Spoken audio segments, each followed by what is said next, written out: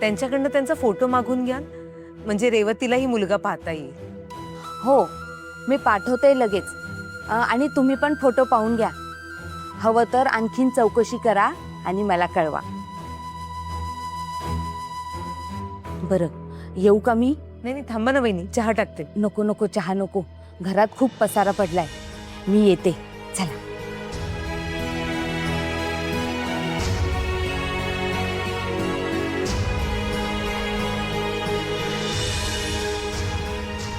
Revati, congratulations, finally तुला स्थळ सांगून आलं.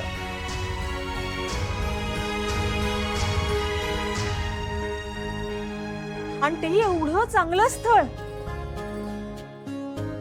मी तर बाबा खूप खुश आहे. मला तर वाटतं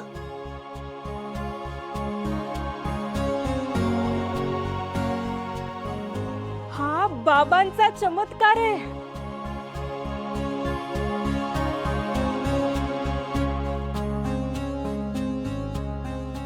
नाही म्हणजे बघा ना, तुम्ही दोघी आत्ता कुठे नुसतं त्या ऑफिसला जाऊन आलात, तर एवढं चांगलं स्थळ चालून आलं.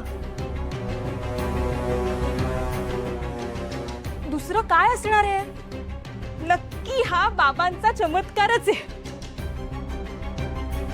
अनु, रेवती, मी हात जोडतो तुमच्या समोर. आता प्लीज उद्या बाबांच्या ऑफिसला जा. ते जे म्हणतील ते सगळं आपण करूया. नाही, मी तर म्हणतो पायाच पडा त्यांच्या, प्लीज.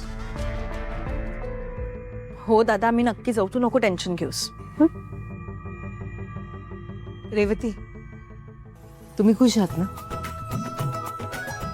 बऱ्याच दिवसांनी म्हणजे खूप छान वाटतं, एकदम असं मस्त वाटतंय.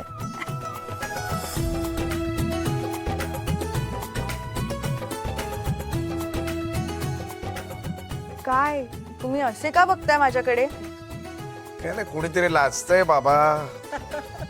दादा, अरे फक्त स्थळ आलंय, लग्न नाही ठरलंय अजून.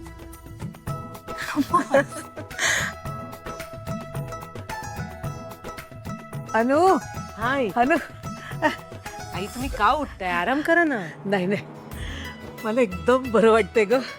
हिच्या लग्नाचं ऐकलं आणि मी एकदम ठणठणीत बरी झाली बघ. पण आई तरी आज जाऊन आराम करा. हो हो हो. रेवती, बाय माझी.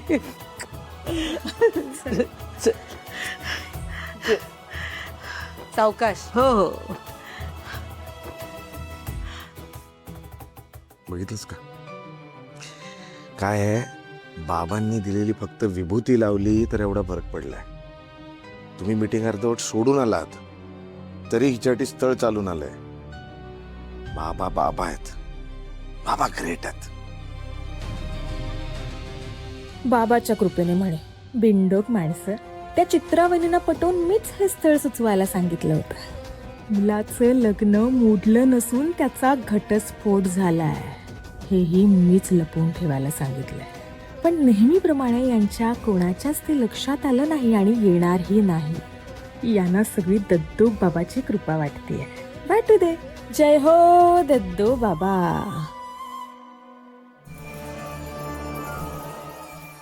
बाबा काय झालं?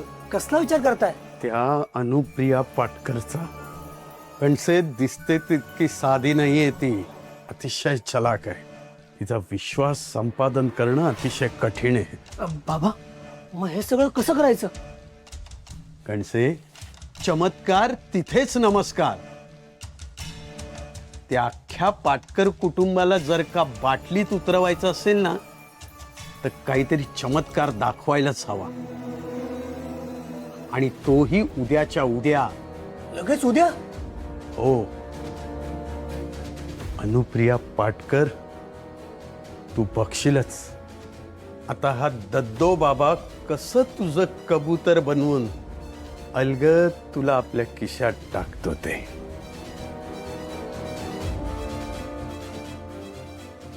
आनंदी आनंद, आनंदी आनंद.